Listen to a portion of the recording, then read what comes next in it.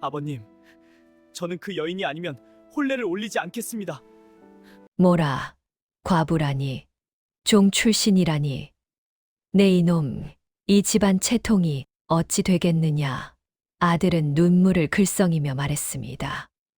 아버님께서 끝내 반대하신다면 소자는 이 집을 나가겠습니다. 그 여인 없이는 살 수 없습니다. 이 판서는 할 말을 잃었습니다. 21살의 과거에 급제하고 단 한 번도 아비 말을 거역한 적 없던 아들이었습니다.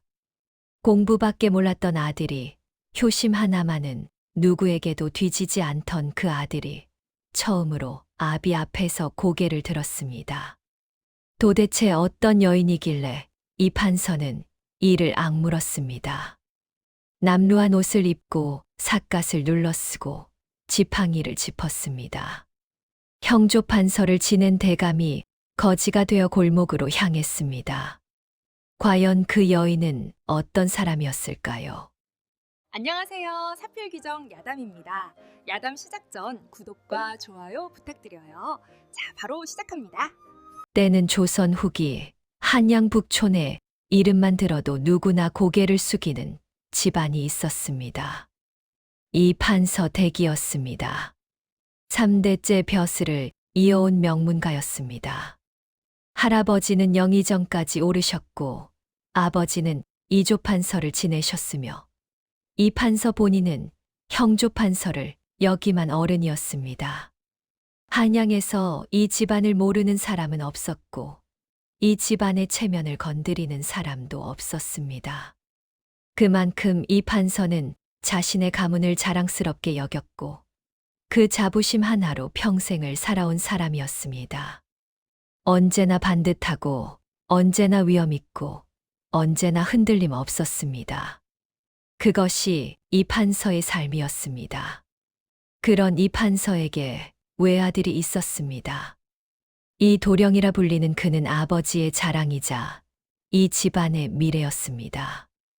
어려서부터 책을 손에서 놓지 않았고 또래 아이들이 마당에서 뛰어놀 때도 사랑채에 홀로 앉아 글을 읽었습니다. 21살이 되던 해 그는 과거에 당당히 급제하였습니다.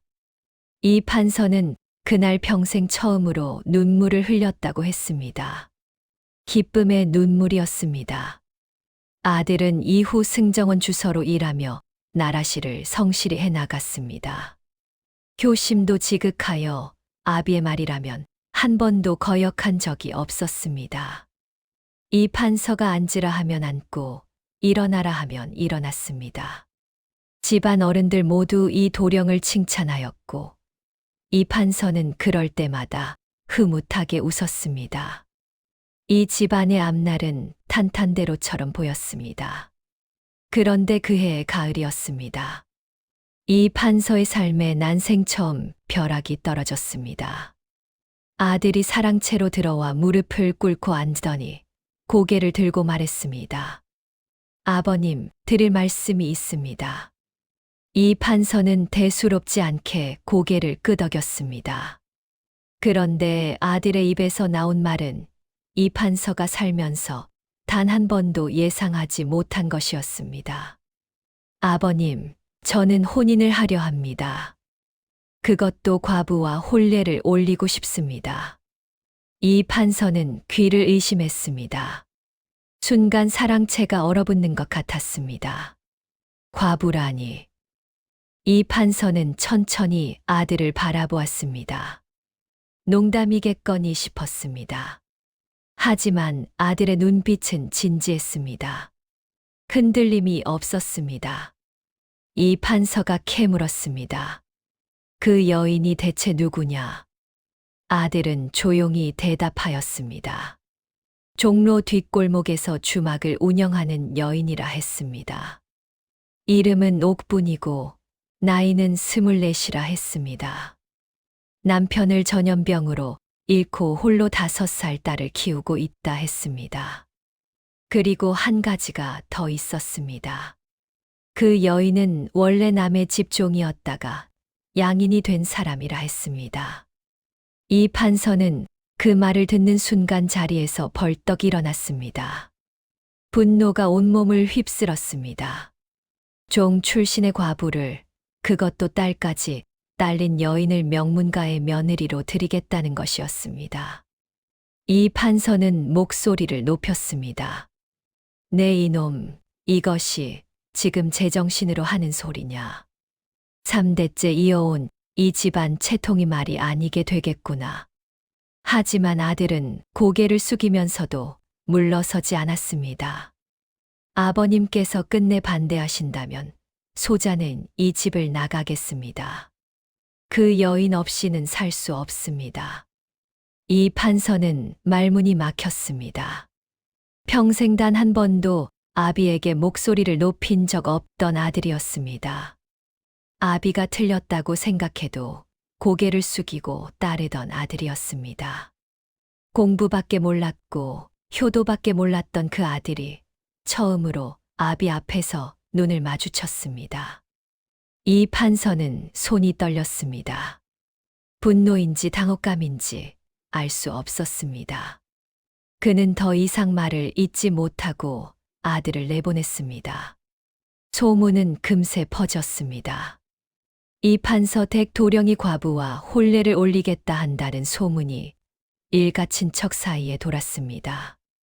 집안 어른들이 하나둘 찾아왔습니다. 어떻게 된 일이냐며 수군거렸습니다.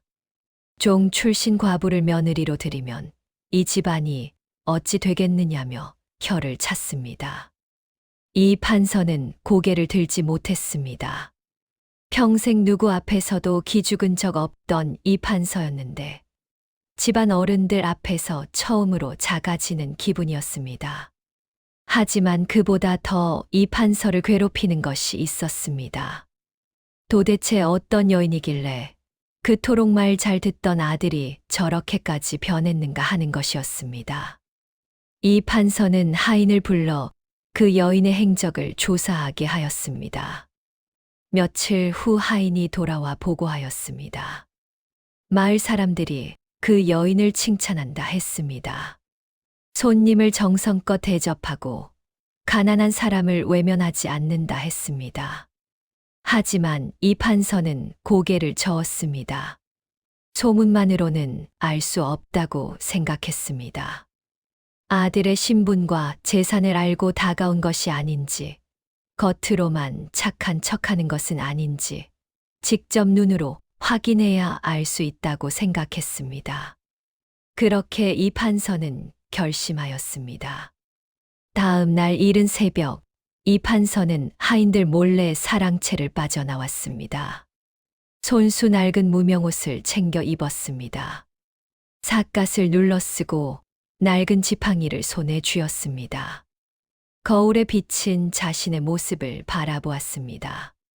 평소에 위험 있는 대감의 모습은 온데간데 없었습니다. 등이 굽은 초라한 늙은이만 보였습니다. 이 판서는 심호흡을 하였습니다. 그리고 종로 뒷골목을 향해 발걸음을 내딛었습니다. 3대째 벼슬을 이어온 명문가의 가주가 거지 행색으로 좁은 골목길을 걸었습니다. 지나치는 사람들은 그를 거들떠보지도 않았습니다.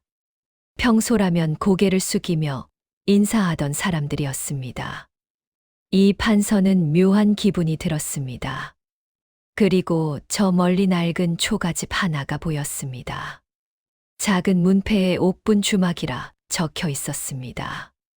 이 판서는 지팡이를 고쳐 쥐었습니다. 이제 시작이었습니다. 종로 뒷골목은 한양의 번화한 거리와는 딴 세상이었습니다.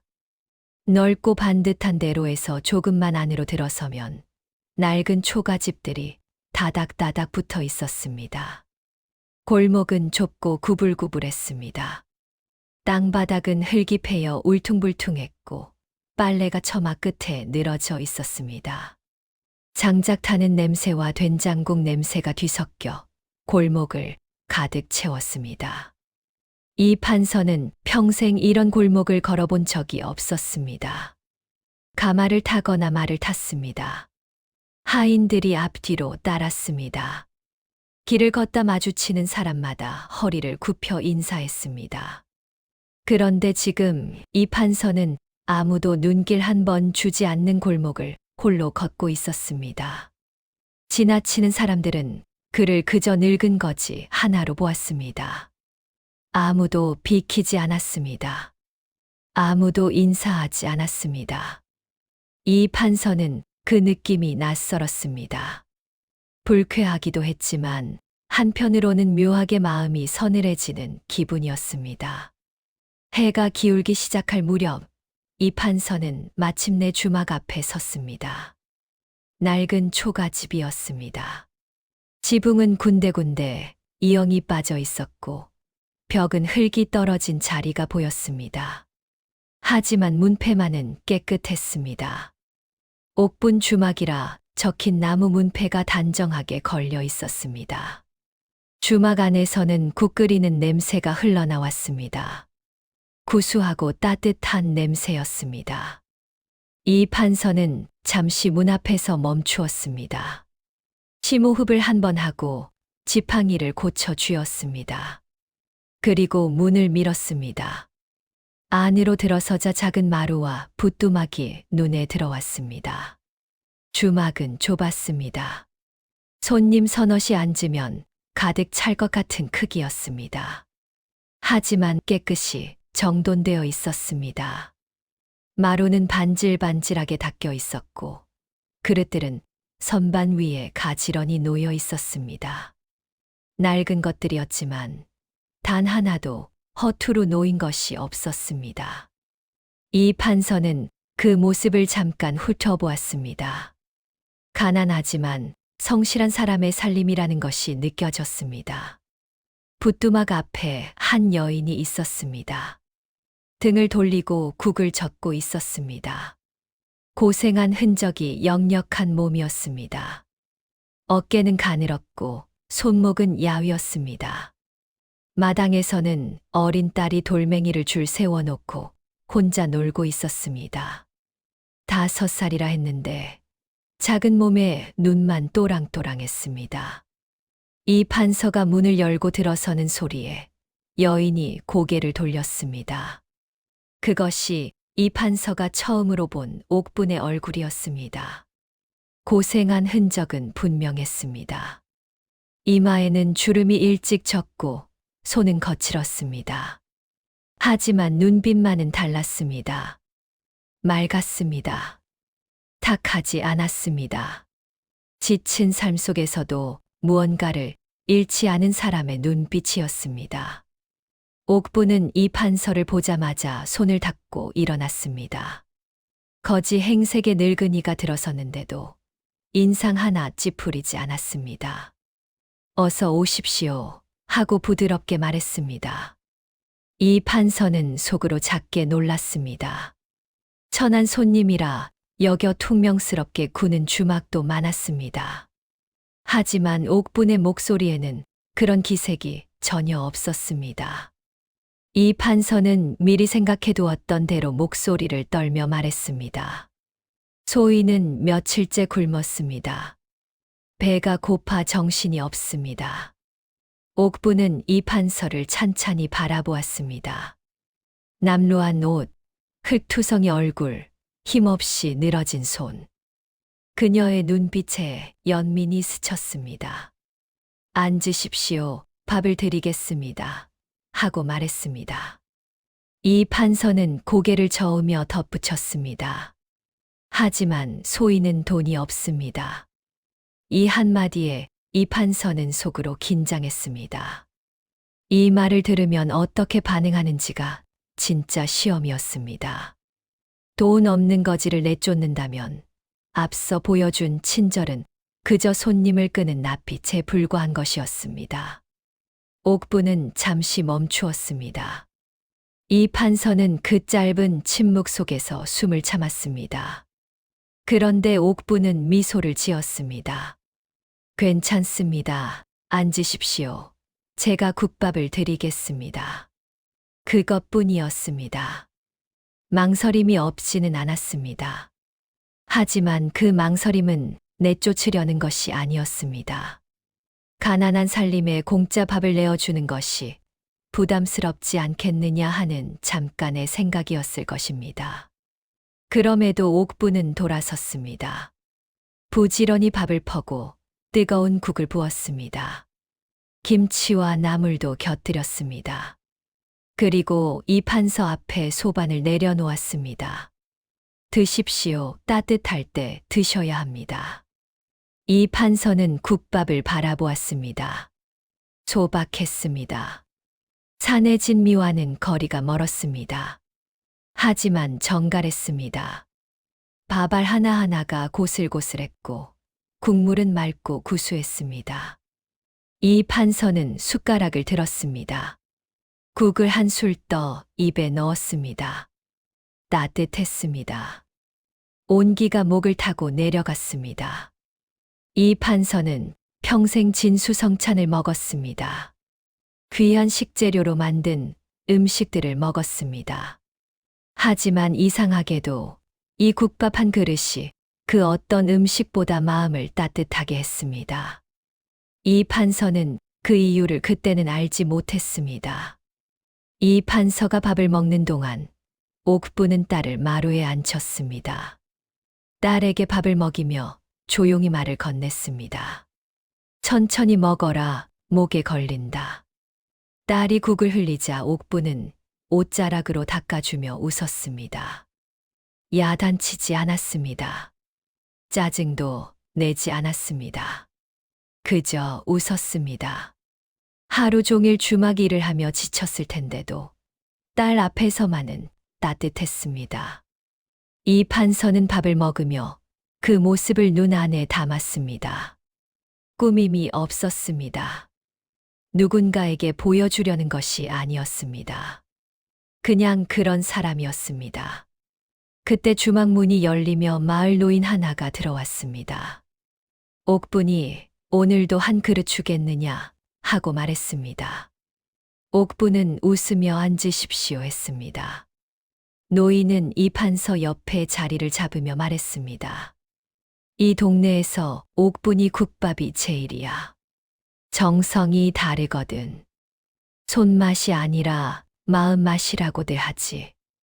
이 판서는 고개를 끄덕이며 노인에게 조심스럽게 물었습니다. 저 주인장이 원래 저리 인심이 후합니까? 노인은 당연하다는 듯 대답했습니다. 옥분이는 돈 없는 사람 내쫓는 법이 없어. 아픈 사람 있으면 국 끓여 가져다 주고 갈데 없는 사람 재워주기도 했지. 이 동네 사람치고 옥분이 덕 한 번 안 본 사람이 없을 거야. 이 판서는 가만히 들었습니다. 소문이 사실이었습니다. 하지만 이 판서는 아직 완전히 마음을 놓지 않았습니다. 소문과 실제가 다른 경우를 평생 너무 많이 보아왔기 때문이었습니다. 밥을 다 먹은 이 판서는 자리에서 일어나려 했습니다. 그때 다리에 힘이 풀렸습니다. 오랜 걸음에 무릎이 탈이 난 것이었습니다. 이 판서는 비틀거렸습니다.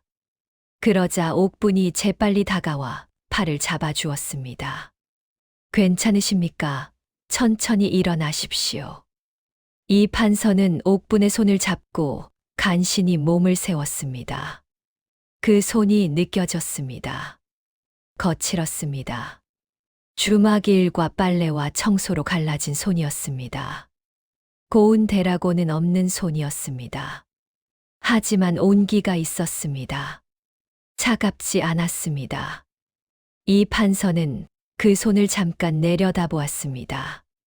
주막을 나서며 이 판서는 뒤를 한번 돌아보았습니다. 옥부는 딸을 안아 올리고 있었습니다. 딸은 어머니의 목에 팔을 감았습니다. 저녁 햇살이 그 모습 위로 비스듬히 내려앉았습니다. 이 판서는 그 장면을 눈에 새겼습니다. 그리고 골목으로 발걸음을 옮겼습니다. 마음이 복잡했습니다. 시험을 하러 왔는데 오히려 자신이 무언가에 흔들리고 있었습니다. 이 판서는 걸음을 멈추었습니다. 골목 모퉁이에 서서 주막 쪽을 바라보았습니다. 불빛이 새어 나왔습니다. 따뜻한 빛이었습니다. 이 판서는 속으로 생각했습니다. 저 여인은 진짜인가? 아니면 아직 내가 보지 못한 무언가가 있는 것인가? 확신이 서지 않았습니다. 이 판서는 지팡이를 고쳐 쥐었습니다. 그리고 다시 주막 쪽으로 발걸음을 돌렸습니다. 한 가지를 더 확인해야 했습니다. 이 판서는 다시 주막 문을 밀었습니다. 옥부는 놀란 표정으로 고개를 들었습니다. 아니, 다시 오셨습니까? 하고 말했습니다. 어디 불편하신 곳이라도 있으십니까? 이 판서는 고개를 저었습니다. 그저 여쭤보고 싶은 것이 있어서 왔습니다. 하고 말했습니다. 옥부는 잠시 이 판서를 바라보더니 고개를 끄덕이며 앉으라 했습니다. 이 판서는 자리에 앉았습니다. 잠시 침묵이 흘렀습니다. 마당에서는 딸이 여전히 혼자 놀고 있었습니다. 부뚜막에 불씨가 조용히 타고 있었습니다. 이 판서는 천천히 입을 열었습니다. 부인, 왜 소인 같은 자에게 선을 베푸십니까? 소인은 돈도 없고 신분도 없는 거지입니다. 부인께서도 살림이 넉넉하지 않으신데 왜 공짜로 밥을 주십니까? 이 판서의 목소리는 조심스러웠습니다. 단순한 질문처럼 들렸지만 그 안에는 시험이 담겨 있었습니다. 어떻게 대답하느냐에 따라 이 여인의 속내를 알 수 있을 것이었습니다. 옥부는 잠시 생각에 잠겼습니다. 딸을 바라보았다가 다시 이 판서를 바라보았습니다. 그리고 조용히 입을 열었습니다. 소인도 예전에는 정말 힘들었습니다. 옥분의 목소리는 낮았습니다. 떨리지는 않았지만 무게가 있었습니다. 주인 어른 밑에서 종으로 살다가 양인이 되었습니다. 자유는 얻었지만 갈 곳이 없었습니다. 다행히 혼례를 올렸고 딸도 낳았습니다. 남편은 성실한 사람이었습니다. 가난했지만 함께라서 버틸 수 있었습니다. 그런데 딸이 2살 되던 해 겨울 남편이 전염병에 걸렸습니다. 보름을 앓다가 눈을 감았습니다. 이 판서는 숨을 죽이고 들었습니다. 옥부는 담담하게 말을 이었습니다. 남편이 죽고 나서 소인은 딸을 안고 거리를 헤맸습니다. 먹을 것도 없었고 잠잘 곳도 없었습니다. 한겨울이었습니다. 딸은 추위에 온몸을 떨었고 소인은 어찌할 바를 몰랐습니다. 장터 모퉁이에 쭈그리고 앉아 딸을 품에 꼭 안고 울었습니다. 더 이상 버틸 수 없다는 생각이 들었습니다. 그때였습니다. 옥부는 잠깐 말을 멈추었습니다. 눈가가 촉촉해졌습니다. 어느 할머님 한 분이 지나가시다가 소인을 보셨습니다.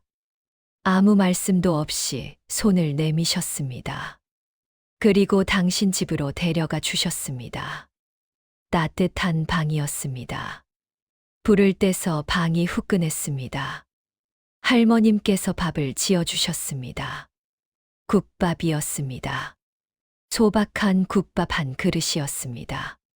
하지만 소인은 그 밥을 먹으며 펑펑 울었습니다. 배가 고파서만이 아니었습니다. 그 따뜻함이, 그 손길이, 소인을 사람으로 대해주는 그 마음이 너무 고마워서 울었습니다. 이 판서는 가슴이 저렸습니다. 옥부는 눈물을 한 번 훔치고 말을 이었습니다. 할머님께서 며칠을 재워주셨습니다. 그리고 말씀하셨습니다. 사람은 사람을 도와야 한다고.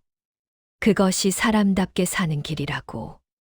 할머님께서는 이 주막 자리도 소개해 주셨습니다. 주인 어른께서 헐값에 넘겨주셔서 소인이 이렇게 장사를 하고 있습니다. 그래서 소인은 다짐했습니다. 소인도 할머님처럼 누군가에게 그런 사람이 되겠다고. 돈이 없어도 신분이 낮아도 어려운 사람을 외면하지 않겠다고. 그것이 할머님께 빚진 것을 갚는 길이라 생각했습니다. 이 판서는 말문이 막혔습니다. 옥분의 눈빛에는 거짓이 없었습니다. 꾸며낸 이야기가 아니었습니다. 살아낸 이야기였습니다. 이 판서는 자신을 돌아보았습니다. 평생 높은 자리에서 살았습니다. 벼슬을 하고 권세를 누렸습니다.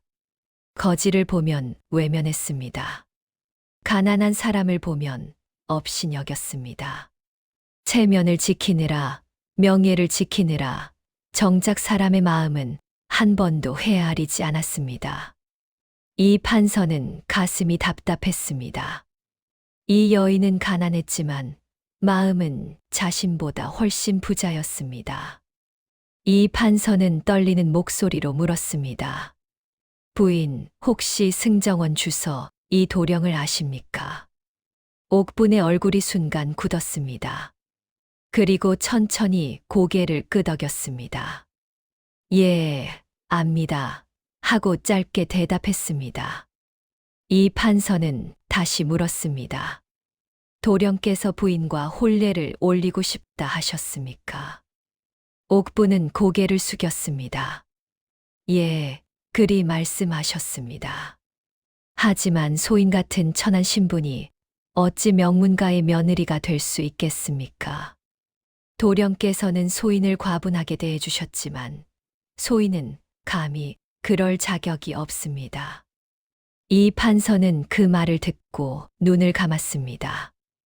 욕심이 없었습니다. 신분을 알고 물러서려 했습니다. 이 판서는 그 순간 깨달았습니다. 이 여인은 진짜였습니다. 이 판서는 자리에서 일어나려 했습니다. 그런데 무릎에서 힘이 빠졌습니다. 다리 때문만이 아니었습니다. 감정이 북받쳐 올랐습니다. 이 판서는 그 자리에 무릎을 꿇었습니다. 옥분은 소스라치게 놀라며 일어났습니다. 어인일이십니까? 왜 그러십니까? 하며 이 판서를 부축하려 했습니다. 이 판서는 눈물을 흘렸습니다. 평생 눈물을 남에게 보인 적 없던 이 판서였습니다. 그 눈물이 뺨을 타고 흘렀습니다. 이 판서는 떨리는 목소리로 말했습니다.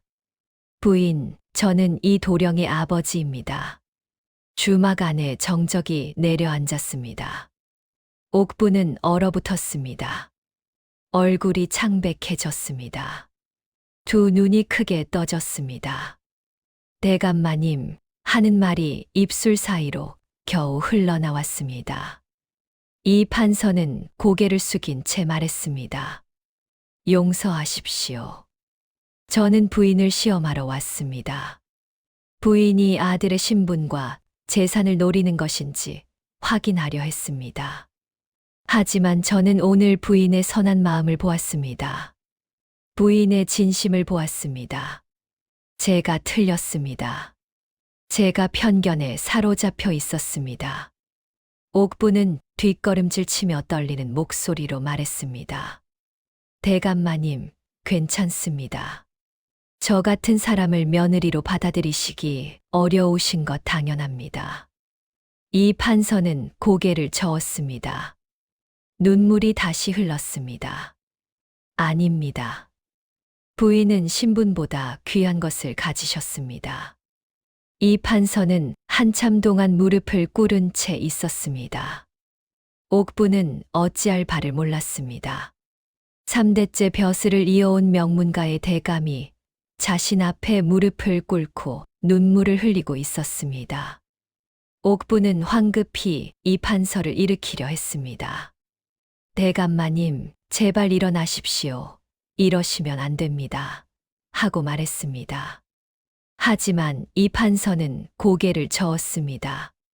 잠시만 이대로 있게 해 주십시오. 이 판서의 목소리는 낮았습니다.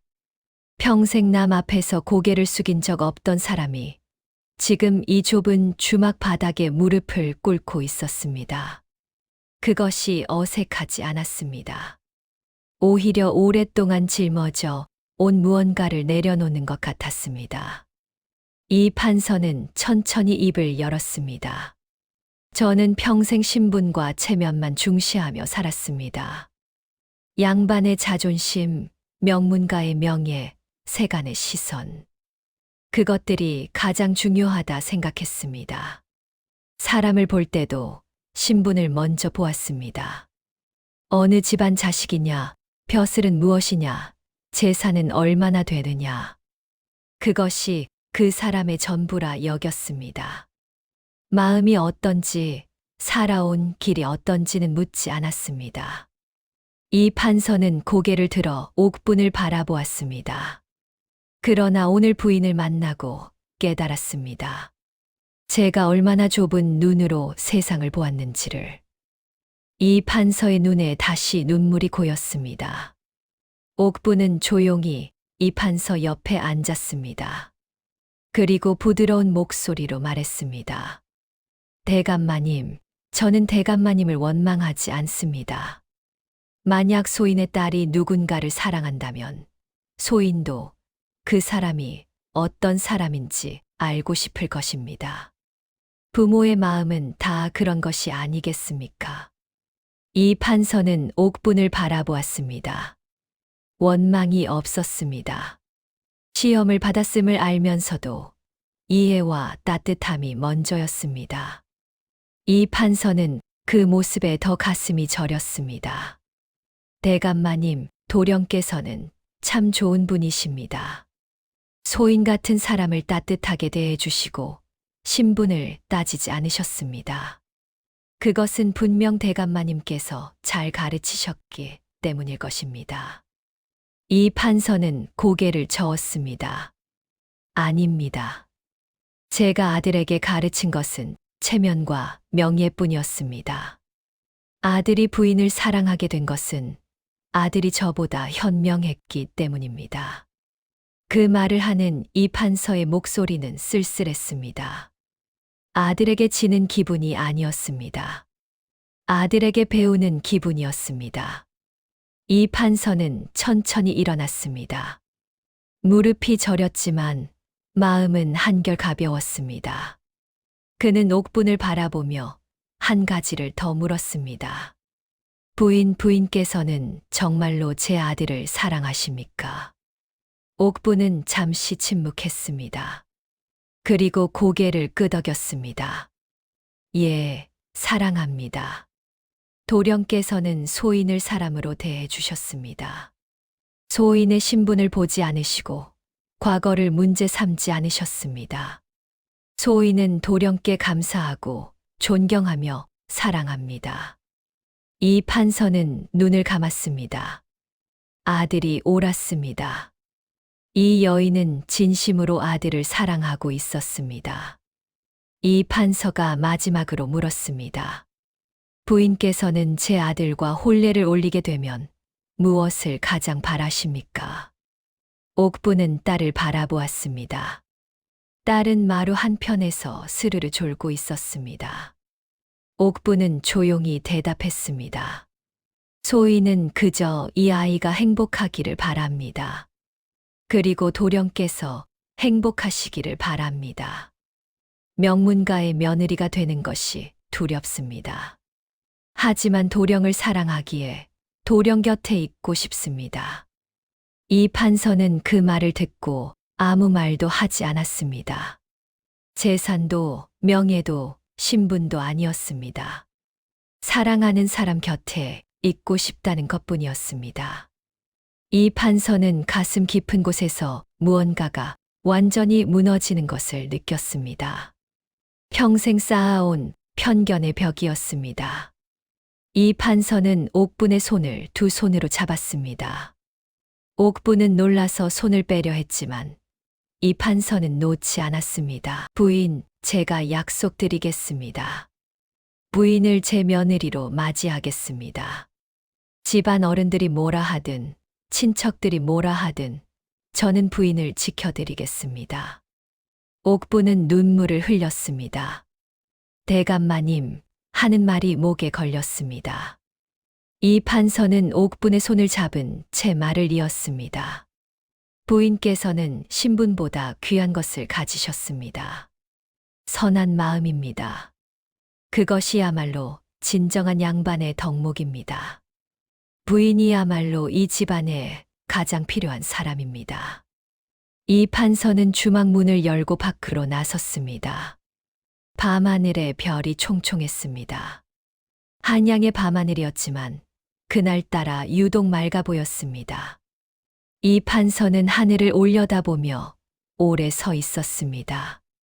삿갓을 벗었습니다. 차가운 밤바람이 이마를 스쳤습니다. 이 판서는 속으로 다짐했습니다. 이제 나는 신분이 아니라 사람의 마음을 보겠다고, 체면이 아니라 진심을 중시하겠다고, 그것이 평생 신분과 체면만 붙들고 살아온 자신이 오늘 이 작은 주막에서 얻은 깨달음이었습니다. 이 판서는 집으로 돌아가는 길을 걸었습니다. 발걸음이 가벼웠습니다. 다음 날 아침 이 판서는 사랑채의 집안 어른들과 친척들을 모두 불러 모았습니다. 어른들은 들어오면서부터 수군거렸습니다. 무슨 일로 급히 부르셨느냐며 서로 눈치를 살폈습니다. 혹시 도령의 혼처 문제냐며 고개를 갸웃거렸습니다. 이 판서는 상좌의 자리를 잡고 앉았습니다. 평소처럼 위험 있는 모습이었습니다. 하지만 눈빛은 달랐습니다. 어제까지의 딱딱함이 아니라 무언가 결심한 사람의 눈빛이었습니다. 어른들이 모두 자리를 잡자 이 판서는 천천히 입을 열었습니다. 여러분, 오늘 제가 중요한 결정을 내렸기에 이렇게 모셨습니다. 저는 옥분이라는 여인을 며느리로 맞이하기로 결심했습니다. 순간 사랑채가 술렁였습니다. 뭐라고 그 과부를 말이오 하는 소리가 여기저기서 터져 나왔습니다. 신분도 천한데 딸까지 딸린 여인을 어찌 며느리로 드리겠다는 것이냐며 목소리를 높이는 어른도 있었습니다. 이 집안 체면이 말이 아니게 될 것이라는 말도 나왔습니다. 이 판서는 그 소란을 가만히 듣고 있었습니다. 예전에 이 판서였다면 함께 고개를 끄덕였을 것입니다. 하지만 지금의 이 판서는 달랐습니다. 이 판서는 손을 들었습니다. 조용히 하십시오. 목소리는 낮았지만 무게가 있었습니다. 사랑채가 잠잠해졌습니다. 이 판서는 천천히 말했습니다. 여러분의 우려를 압니다. 저도 처음에는 같은 생각이었습니다. 하지만 저는 어제 직접 그 여인을 만났습니다. 거지 행색으로 변장하여 그 주막에 갔습니다. 그녀는 돈 없는 거지에게 아무 조건 없이 밥을 내주었습니다. 망설이지 않았습니다. 따뜻하게 대접했습니다. 큰형님이 벌떡 일어나며 말했습니다. 판서 어른, 그것이 무슨 소용이요. 한 번 밥을 주었다고 해서 며느리로 삼겠다는 것이요. 이 집안 조상 대대로 지켜온 명예를 하루아침에 더럽히겠다는 말이요. 이 판서는 고개를 들었습니다. 형님, 신분이 무엇입니까? 사람의 가치는 신분으로 정해지는 것이 아닙니다. 저는 어제 그것을 배웠습니다. 그 여인은 가난했지만 마음은 부자였습니다. 신분은 낮았지만 인품은 고귀했습니다. 저는 평생 양반으로 살았지만 그 여인만큼 사람다운 삶을 살지 못했습니다. 이 판서는 목소리를 가다듬었습니다. 저는 어제 그 여인 앞에 무릎을 꿇었습니다. 사랑채가 다시 술렁였습니다. 형조 판서를 지낸 어른이 주막 여인 앞에 무릎을 꿇었다는 말에 어른들은 말을 잃었습니다. 이 판서는 계속 말했습니다. 신분과 체면만 중시하며 사는 것이 과연 양반다운 삶입니까? 사람의 마음을 헤아리지 못하면서 어찌 선비라 할 수 있겠습니까? 진정한 양반은 신분에 있는 것이 아니라 마음에 있습니다. 그 여인은 그것을 몸으로 살아가고 있었습니다. 긴 침묵이 흘렀습니다. 어른들은 서로를 바라보았습니다. 이 판서의 말에는 힘이 있었습니다. 단순한 고집이 아니었습니다. 무언가를 깨달은 사람의 말이었습니다. 큰형님이 긴 한숨을 내쉬었습니다. 판서 어른, 그 여인이 정말로 그런 사람이라면 어쩔 수 없구려. 어른들도 하나둘 고개를 끄덕였습니다. 며칠 후, 이 판서는 관복을 갖춰 입고 옥분의 주막을 다시 찾았습니다. 옥분은 놀라서 황급히 절을 올렸습니다. 이 판서는 미소를 지으며 말했습니다. 부인, 제가 약속드렸습니다. 혼례 날짜를 잡겠습니다. 마음의 준비를 하십시오. 옥분의 눈에 눈물이 고였습니다. 대감마님, 하는 말이 떨렸습니다. 이 판서는 조용히 고개를 끄덕였습니다. 당당하게 사십시오. 이제 부인은 이 집안의 며느리입니다. 석 달 후 한양 북촌에서 혼례가 치러졌습니다. 이 도령과 옥분의 혼례였습니다. 세간에서는 여전히 수군거리는 소리가 있었습니다. 하지만 이 판서는 흔들리지 않았습니다. 오히려 당당했습니다. 혼례 날 옥분은 곱게 단장했습니다. 종 출신의 과부였던 그녀가 명문가의 며느리가 되었습니다.